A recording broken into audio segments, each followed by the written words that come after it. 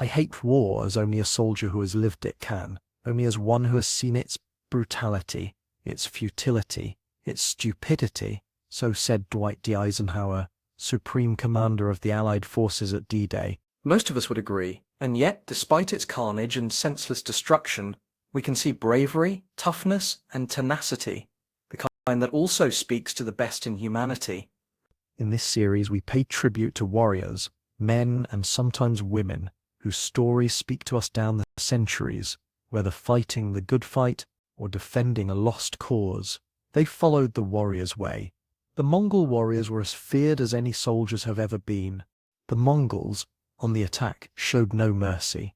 What must it have been like to fight alongside these tribesmen from the Great Steppe, to have been part of one of the greatest armies in history, the Mongol Horde?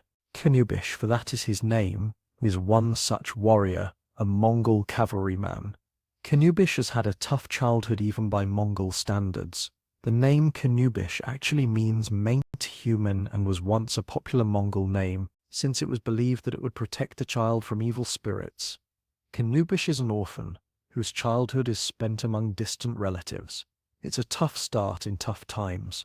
In some respects, his backstory is like that of the greatest of all Mongol warriors, Genghis Khan, who lived around 80 years before the time of Qanabish. Unlike the great Khan, Qanabish is not destined for glory and fame, but he is still a moving part of the massive yet intricate Mongol war machine. Well, the Mongols were with the Mongols people probably ever existed. I think as a warrior class, as warriors, they had the least value of human life. There was no regard for anybody who lived. If he gave up any resistance to the Mongols who died, they had no care about. That sometimes, if they wanted to do a town and decided that that needed to move on, they would ransom any artisans out. So if you could bake bread, or you could make something, you're in pretty good shape. If you weren't, that was it. You were dead. Genghis Khan's cry of "feed the horses" might sound innocent enough, but those very words, "feed the horses," were the Mongol army's signal to slaughter, rape, and pillage a civilian population. In those days, there was almost no such thing as a male civilian population in Mongolia. Virtually every Mongol man was either a soldier or supported the military in some capacity. Being a warrior was a way of life, and a highly disciplined one.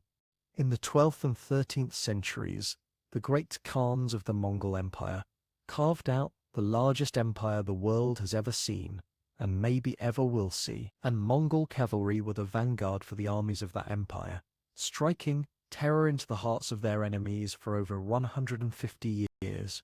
Their brutality was legendary, but when you dig deeper into Mongol history, you realize they were, of course, remarkably more subtle and complex.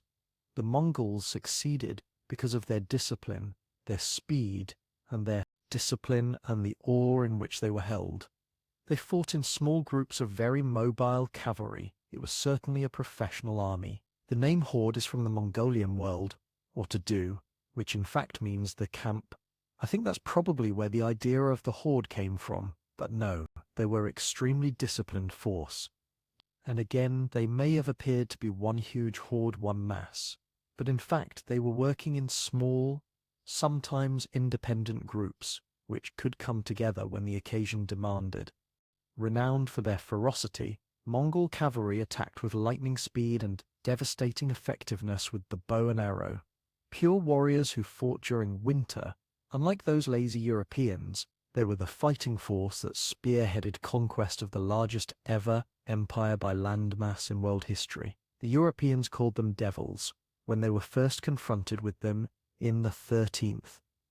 Of course, European armies were no strangers to savagery themselves, but none were more violent than the Mongols, who massacred millions in their frenzy of conquest. In looking at the military societies through our Ithiki and how good some were, some are there because they simply expand. Like the Roman, they simply expand. They take over, and that's that. The Ottomans did the same thing. For the Mongols, they ruled in fear. They were to sweep in. They sweep through a place that took everything, wasn't tied down. They held down. They burned everything else. They killed everybody else. And so they left.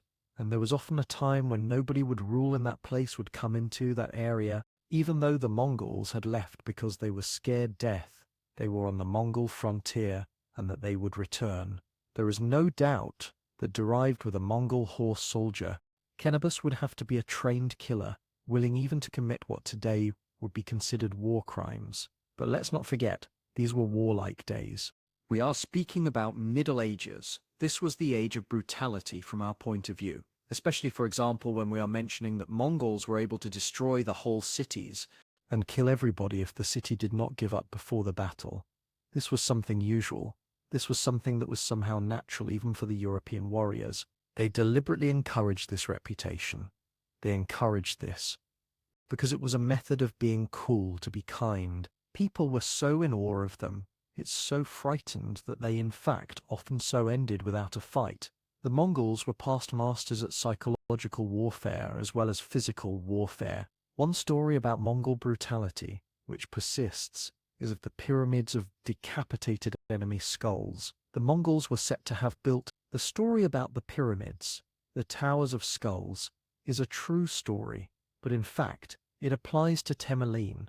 The Temujin is often associated or often connected with the Mongols, but strictly speaking, he was from a different era, and from a different armies. He rose to power after the fall of the Chinggisids, after the empire basically fell, and his aim was to recreate the emperor of Genghis Khan, and he was known for his philosophy, for his cruelty, and for these pyramids of skulls. He said on fairly good authority he was stacked 55,000 skulls in a heap after he invaded India.